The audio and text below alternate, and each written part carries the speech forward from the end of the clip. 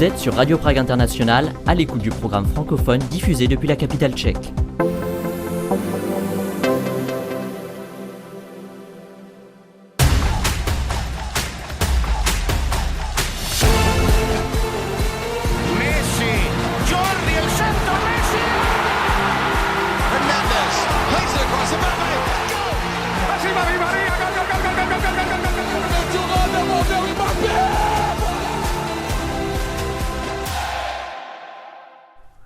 Dobrý den, bonjour à toutes et à tous et bienvenue à l'écoute de Kop a Kopana, le podcast 100% foot tchèque de Radio Prague International.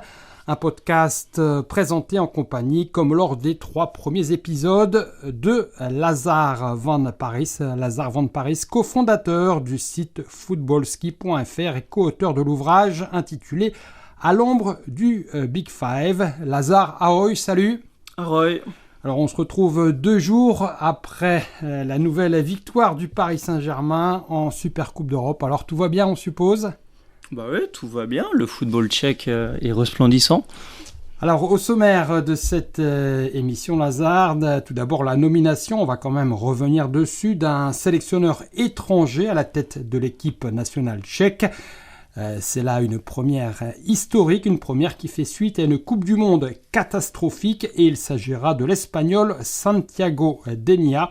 Au sommaire également les clubs tchèques en Coupe d'Europe et notamment on reviendra sur l'élimination logique du Sparta Prague par l'Olympique lyonnais, mais pas seulement.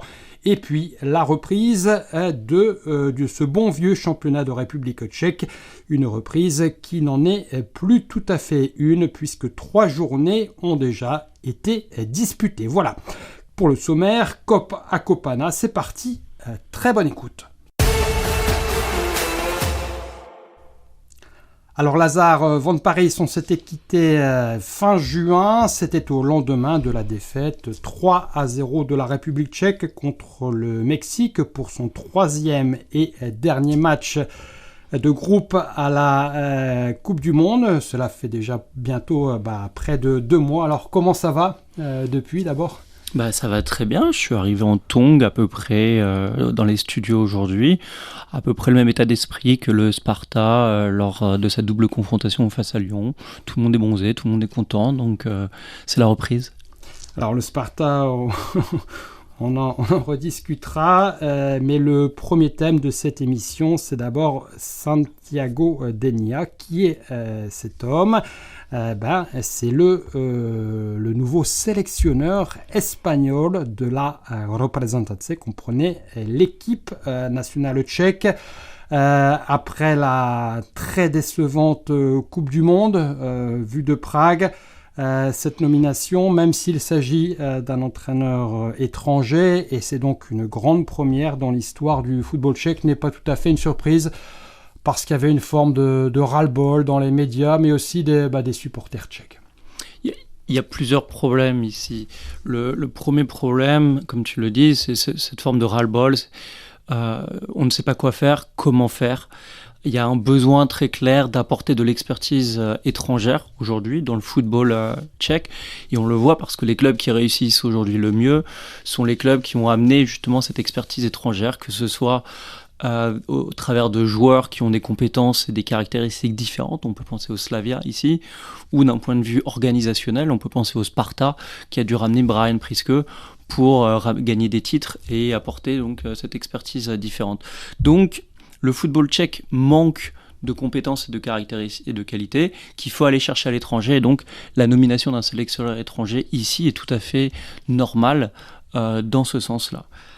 Et puis sur la personne de Santi Denia, très clairement aujourd'hui le football espagnol à la cote, ils ont gagné la Coupe du Monde, il y a cette prime au football espagnol, il y a une compétence aujourd'hui que les coachs et entraîneurs espagnols ont et qu'on ne retrouve pas forcément ailleurs.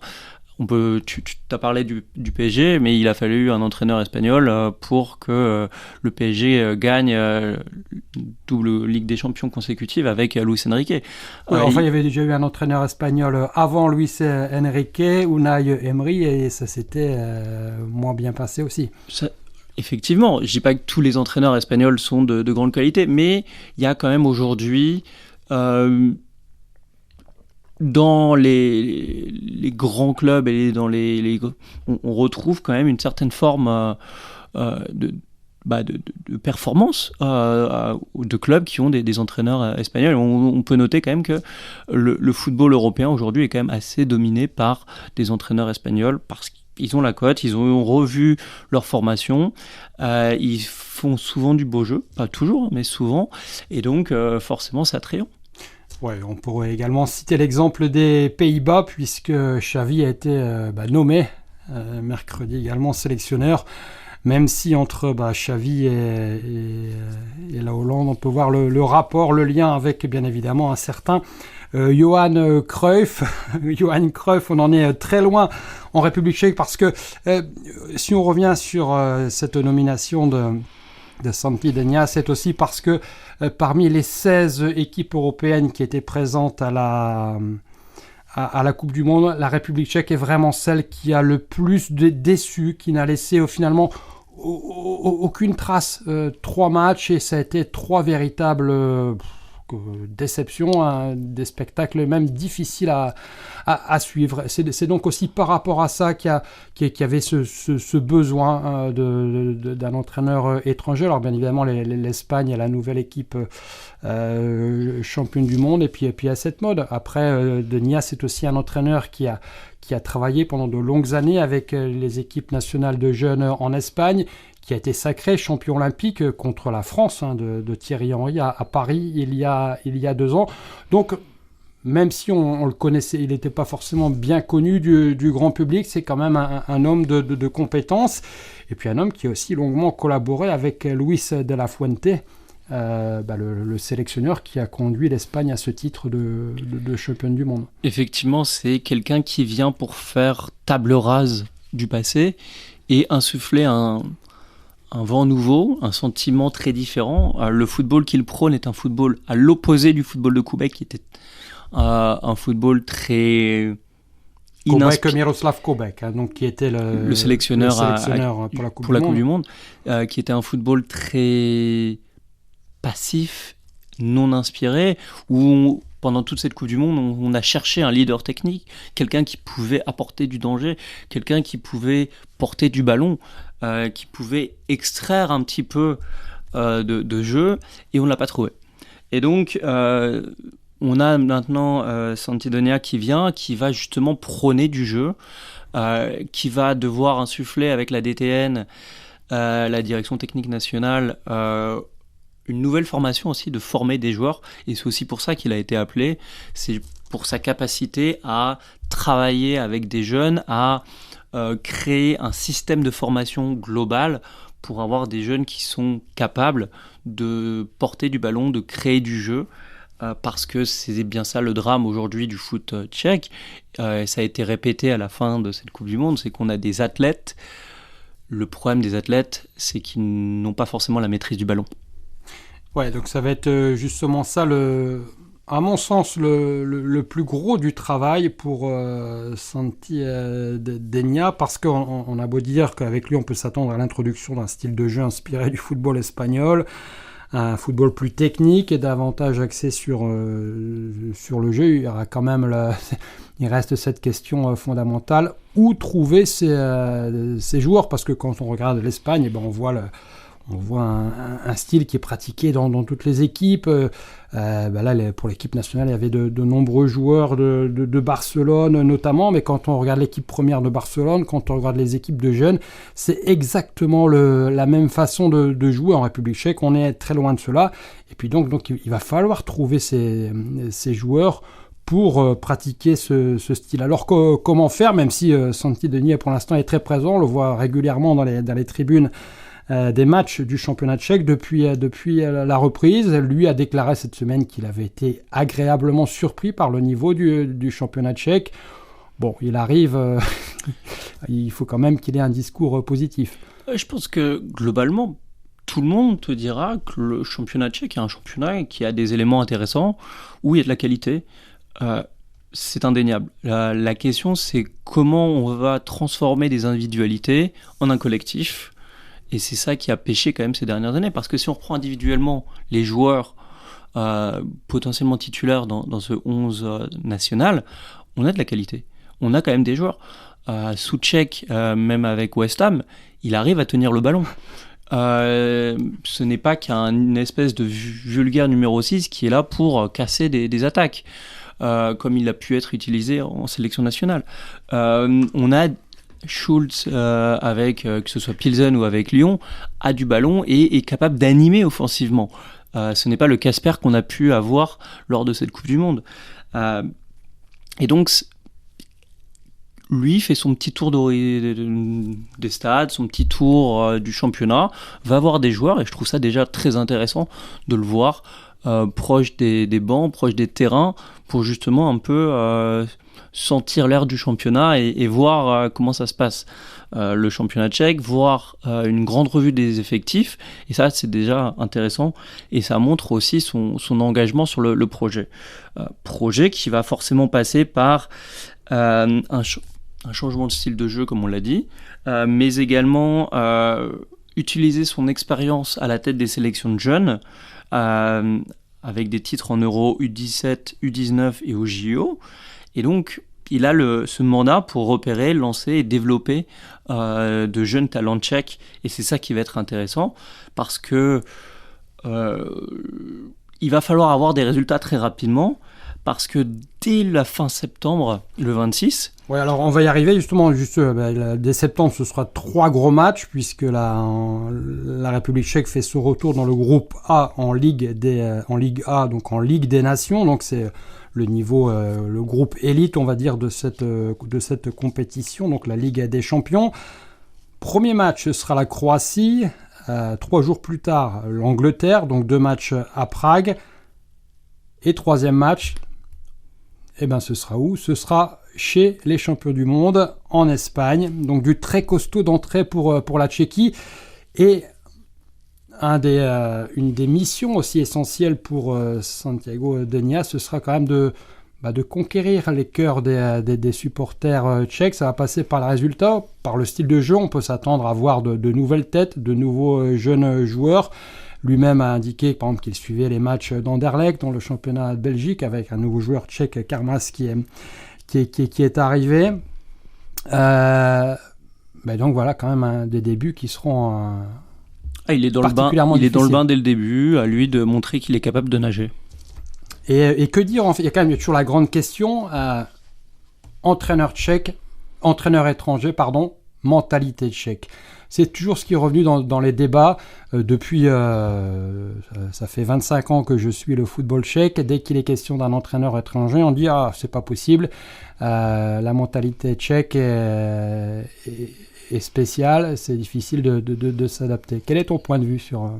Ça va être à lui, justement, il va devoir s'adapter, en partie, mais surtout trouver les mots pour aller motiver les joueurs et pour les convaincre d'adhérer à ce projet. Aujourd'hui, on a quand même un noyau et une grande partie de cet effectif qui joue à l'étranger, donc qui est titulaire dans de grands clubs à l'étranger. Ils sont donc capables de s'adapter. Donc aujourd'hui, Denia va devoir trouver les mots et une façon de faire adhérer ces joueurs qui sont habitués au top niveau et aux exigences internationales de l'étranger, et les mettre dans son moule, entre guillemets. Et je pense que pour ça, il va être aidé par Jaroslav Plachil, qui a justement vécu, et qui continue de vivre d'ailleurs à l'étranger, en France aujourd'hui, pour un peu faire le lien entre une mentalité tchèque et les habitudes de vie et le cadre international. Et puis donc dernière question qu'on peut évoquer en rapport donc avec Santiago Denia, nouveau sélectionneur de l'équipe nationale tchèque, c'est le possible retour de Patrik Schick, l'attaquant vedette du football tchèque, qui en avait plein les dents vraiment. Dès la fin de la Coupe du Monde, a annoncé que lui et l'équipe nationale c'était fini. Or, il est encore relativement jeune. Lui affirme vouloir se concentrer sur ses performances avec le Bayer Leverkusen en Bundesliga. Néanmoins, on peut espérer qu'avec un nouvel entraîneur, avec un nouveau style de jeu, parce que c'est vrai que pour lui c'était difficile, souvent esselé sur le fond de l'attaque, pas beaucoup de ballons arriver jusqu'à lui. On peut espérer qu'il revienne sur sa décision. Exactement, je pense et j'espère que ça va dans cette direction. On aura la réponse peut-être pas forcément dès septembre, mais assez rapidement d'ici la fin de l'année. Deuxième thème que l'on souhaite évoquer dans cette émission, Cop à Copana, toujours en compagnie de Lazare Van Parijs, ce sont les Coupes d'Europe. Les Coupes d'Europe, c'est d'abord le Sparta Prague, éliminé dès le troisième tour de qualification, au troisième tour préliminaire de la Ligue des Champions. Un troisième tour qui nous a offert un duel tchéco-français, c'était contre l'Olympique lyonnais. Le Sparta a surpris à domicile devant ses supporters à Prague en s'imposant 2-1. Lazare, tu étais au match, au stade du Sparta. En revanche, pour le retour, pas de surprise. Et Lyon s'est finalement logiquement qualifié en s'imposant 3-0. Effectivement, lors du premier match, Lyon est venu au milieu de sa préparation estivale parce que le championnat français n'a pas encore repris. On a vu des joueurs, je ne dirais pas en tongs, mais qui manquaient de rythme. On a vu une équipe assez jeune qui n'avait pas forcément beaucoup de repères. Peu de repères également parce que leur entraîneur Fonseca est arrivé avec un schéma tactique tout nouveau, 5-3-2 avec donc Tolisso tout devant en pointe avec Openda. Et donc Lyon perdu sur le terrain, le Sparta en a profité. On a profité pour gagner 2-1, mais c'était pas suffisant. Mais c'était pas suffisant parce que le Sparta aurait pu s'imposer plus largement. Avec 2 buts sur hors-jeu qui ont été naturellement refusés et une maîtrise dans le jeu qui fait que la victoire est totalement méritée. On a eu beaucoup d'activités sur les côtés, notamment des ailiers et je dirais surtout du nouvel ailier gauche qui vient d'arriver de Belgique, Alcocer, qui a fait un excellent match. Mercado a mis son but, mais j'ai pas trouvé qu'il était particulièrement présent. Et puis Brunès, le cousin d'Haaland, qui est cette recrue star du Sparta cet été, qui a été assez en jambes, qui a raté de peu un but, mais qui a montré de très belles choses. Et donc, on se retrouve avec un Sparta qui a montré de belles choses, qui était intéressant. On a notamment eu aussi le premier match de Maček, qui est ce nouveau... qui est ce jeune joueur du ex de Mlada Molesa, qui est arrivé avec... pas forcément, je vais pas dire qui est arrivé un peu sur la pointe des pieds, qui a fait un excellent premier match face à Lyon et qui du coup maintenant ne sort plus du 4-2-3-1 de Brian Priske. Par contre, oui, effectivement, derrière, sous Rommel et Rines, ça a été très compliqué pour eux. Au niveau des ailiers, ils ont quand même pris la sauce face à Lyon, et la vitesse et l'exécution, et on l'a vu surtout au match retour où les deux ont été très très très en difficulté face à la vitesse de Fofana et de Nuama. Ouais, effectivement, ce match retour a montré toutes les limites du Sparta. C'est vrai, puis le Sparta, de toute façon, même à l'échelle nationale, c'est compliqué depuis le début de saison, avec déjà 2 défaites en 3 journées de championnat. On reviendra encore sur le sujet. Du coup, le Sparta est reversé directement en phase de ligue de la Ligue Europa.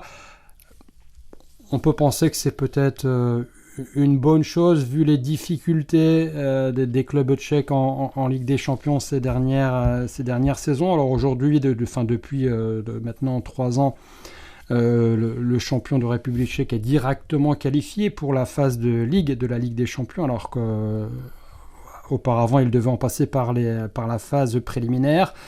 Ce qui veut dire que cette saison encore, on aura comme unique représentant du football tchèque le Slavia. À la vue du match retour à Lyon, on s'est quand même dit que c'était peut-être mieux pour le Sparta. Oui, c'est sûr. Très très très compliqué en Ligue des Champions. Et encore une fois, ça va soulever certaines questions sur le management du Sparta, où année après année, on se pose des questions justement sur comment travaille ce club, quels sont les réseaux utilisés par Rosicky pour trouver des joueurs, quel est le projet derrière, tout simplement, parce qu'il y a des manques criants qui sont connus depuis peut-être 2 années, 3 années. Par exemple, je pense au poste de gardien. On a eu Vindal Gardien danois, ouais. qui n'apportait pas satisfaction depuis les 2 dernières années. On a Surovčík, le gardien tchèque, qui montre aussi des limites, comme on l'a vu face à Lyon, où sur le premier but, premier but, au lieu de bloquer la balle ou de l'envoyer sur le côté, la repousse dans les pieds d'Openda qui en profite pour marquer derrière. Même s'il fait un très bon match par la suite, en arrêtant pas mal de tirs, il y a quand même, c'est pas suffisant pour ce niveau de match européen. Et donc, quelle est la réponse du Sparta sur cette question-là ? C'est ramener un goal hongrois remplaçant, Christian Hegyi. Non, je suis désolé messieurs, mais à un moment donné, il va falloir prendre le taureau par les cornes et il faut trouver ce gardien. Ça va faire peut-être 2 ans que vous pouvez trouver. Alors je sais très bien que le Sparta, le Slavia collectionne les gardiens. Ils ont peut-être 2 ou 3 gardiens qui ont un niveau titulaire sur leur banc. Oui, alors vous n'allez peut-être pas le trouver forcément en République tchèque.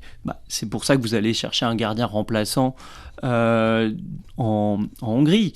Mais il y a quand même moyen dans le monde du football actuel de trouver quelqu'un qui puisse garder les cages et devenir le rempart de ce Sparta.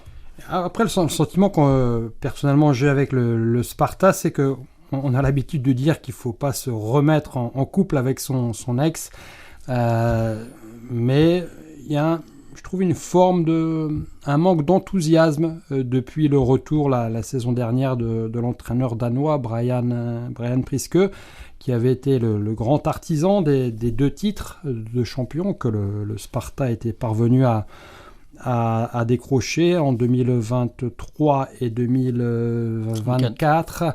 Ensuite, il était parti aux Pays-Bas, au Feyenoord. Ça s'est mal passé. Puis, il est revenu au Sparta. Depuis, c'est compliqué et ça manque un peu d'enthousiasme. Et lui-même, on a l'impression qu'il ne sait pas très bien comment gérer. Il profite de sa réputation, il profite de son nom acquis pour gagner les 2 titres qui était une première depuis de très nombreuses années. Donc il est auréolé de ce succès-là et il surfe sur cette vague. Sauf que le problème, c'est que le jeu qu'il prenait à l'époque était un jeu avec énormément d'intensité, beaucoup de pressing. On a eu des joueurs qui ont peu changé au début. Et donc il a manqué et des joueurs qui prennent en âge et donc les efforts qu'ils étaient capables de faire il y a quelques années, ils n'étaient plus capables de le faire les mêmes efforts 2 années après ou 3 années après. Et aujourd'hui, on voit que le Sparta veut clairement tourner la page parce que le trio d'attaque qui était ce trio d'attaque mémorable, on va quand même dire, qui a très très bien fonctionné à base de Birmančević, Birmančević, attaquant serbe, et Lukáš Araslin. C'était l'autre ailier slovaque qui lui s'apprête à quitter ou a quitté officiellement le Sparta et évoluera désormais en Arabie Saoudite. Oui, on lui proposait 100 millions de couronnes, soit pratiquement 4 millions d'euros par saison. C'était difficile à refuser. Alors, donc c'est pour le Sparta. Le Sparta très décevant aussi en championnat, avec déjà 2 défaites en 3 journées. On va refermer quand même cette fenêtre Coupe d'Europe. Il y aura 3 beaux affrontements dès la semaine prochaine en barrage de Ligue Europa et de Ligue Conférence. En Ligue Europa, il y aura un certain Étoile Rouge Belgrade Viktoria Plzeň qui, Lazare, t'intéresse tout particulièrement. Et en Ligue Conférence, Hradec Králové, un club qui monte en République tchèque depuis 2-3 ans, depuis son nouveau stade. Ce sera contre les Grecs de Panathinaikos. Et puis Jablonec, c'est l'autre équipe surprenante un peu de ce début de saison. La seule équipe dans le championnat avec 3 victoires en 3 journées, comme le Slavia Prague. Jablonec, donc club de Bohême du Nord, affrontera lui les Écossais de Glasgow, les Rangers. Donc, rappelons que le Sparta lui directement qualifié pour la Ligue des Champions et le Sparta a été reversé en Ligue Europa. Alors, sur cet affrontement qui t'intéresse tout particulièrement, Plzeň, Étoile Rouge, Belgrade. Pourquoi, Lazare ? On a 2 clubs blessés, 2 clubs qui ont un début de saison assez compliqué. Du côté du Viktoria Plzeň, pour l'instant, ils n'y sont pas.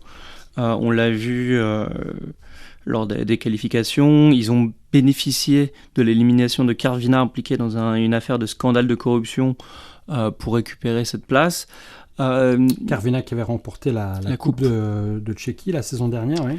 Et donc, ils ont du mal aussi à enchaîner en championnat. C'est l'une des grosses surprises, comme le mauvais début de saison du Sparta qu'on a évoqué déjà. Et à côté de ça, l'Étoile Rouge de Belgrade, qui pareil vient de se séparer de son entraîneur, ou plutôt son entraîneur Dejan Stanković, qui est parti en plein match. Vers la 60e minute, il s'est embrouillé avec pour la suite d'un penalty refusé. Il a commencé à s'embrouiller avec l'arbitre, avec son staff, avec ses supporters, et il est parti la tête haute en démissionnant juste après le match. C'est le foot des Balkans comme on l'aime. Oui, certains ont peut-être des excès de comportement, mais tout simplement aussi, il faut dire ce qui est. Tu parlais d'une ne faut pas se remettre avec son ex. C'est clairement aussi un problème qu'on voit à l'Étoile Rouge, qui manque aussi d'idées de recrutement, et leur stratégie de recrutement est tout simplement de faire appel à des anciens de la maison. Donc c'était le second passage de Dejan Stanković, après le second passage de Milivojević, qui était déjà entraîneur juste avant lui, il y a quelques années. Et de la même façon, quand ils sont à la recherche d'un ailier cet été, ils appellent Ousmane Boukari, donc l'ancien du championnat de France, qui avait été vendu il y a quelques années par cette même équipe de l'Étoile Rouge. Donc c'est vraiment se remettre avec son ex ici prend tout son sens.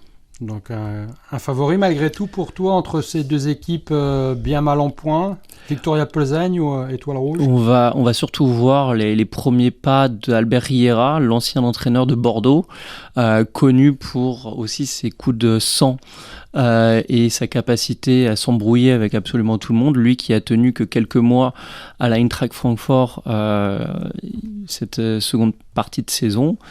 Un favori, écoute, on va peut-être quand même dire l'Étoile Rouge de Belgrade, qui a quand même un effectif de qualité, et on va voir si cet entraîneur sanguin et colérique est capable de changer la dynamique de cette équipe qui semble un peu mal en point.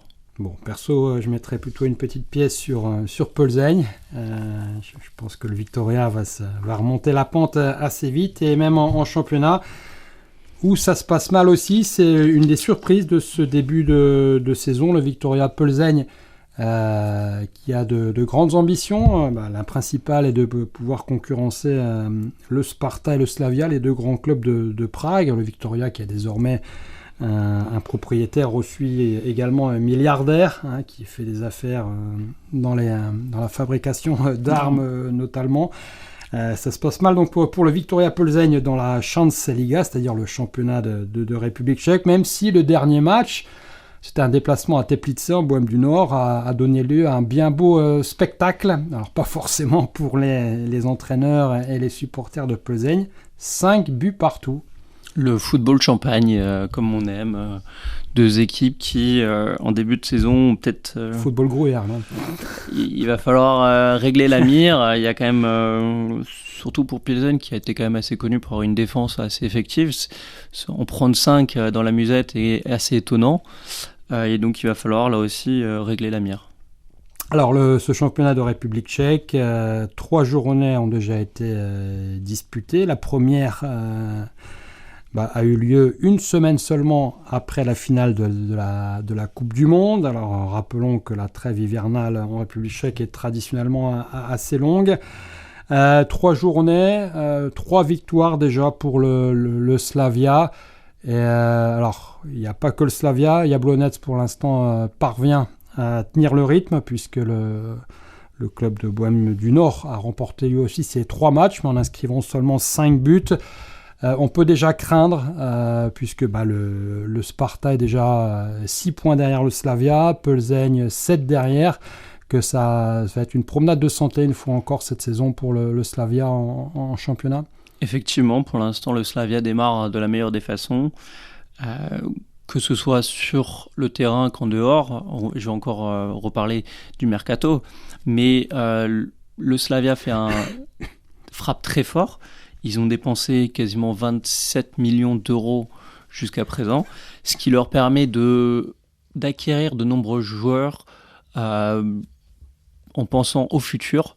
Je pense notamment par exemple à l'arrière droit français Nail Glossoa, qui est arrivé de Pau cet été et qui est déjà reprêté à l'Artis Brno pour lui permettre d'acquérir du temps de jeu et de développer ses compétences et de mieux connaître le championnat tchèque. Et comme ça, il va revenir l'année prochaine aguerri, connaissant le championnat tchèque et étant efficace dès le début de saison. Et donc c'est bien ça la différence, c'est qu'on a un club du Slavia qui a déjà la manne financière de la Ligue des Champions et qui en plus travaille très bien. Et donc forcément l'écart se creuse avec les autres clubs à ce niveau-là. Très bien, merci beaucoup Lazare pour merci à vous pour cette tes invitation. Commentaires sur ce football tchèque. On se retrouve très bientôt parce que les Coupes d'Europe, les phases de Ligue, que ce soit Ligue des Champions ou Ligue Europa, vont bientôt commencer. On peut espérer que cette année, avec cette saison, il y aura davantage de duels franco-tchèques. Ça donne toujours un peu de piment pour nous, supporters ou observateurs.